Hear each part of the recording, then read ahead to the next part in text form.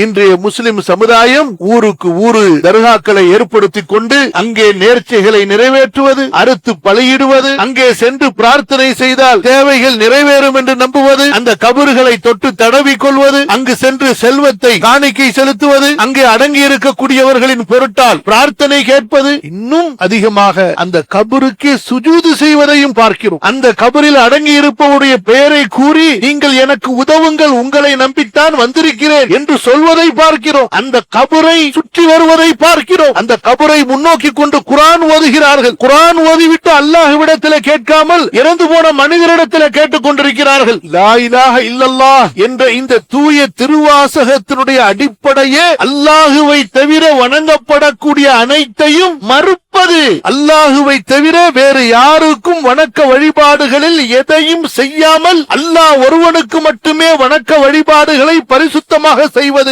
என்ற இந்த தூய திருக்கலிமாவையே புரியாமல் இதற்கு எதிரான அத்தனை ஷிர்க்குகளையும் செய்து கொண்டு தங்களை முஸ்லிம்கள் என்று ஒருவன் நம்பினால் அவன் எவ்வளவு பெரிய ஏமாற்றத்திலே இருக்கிறான்.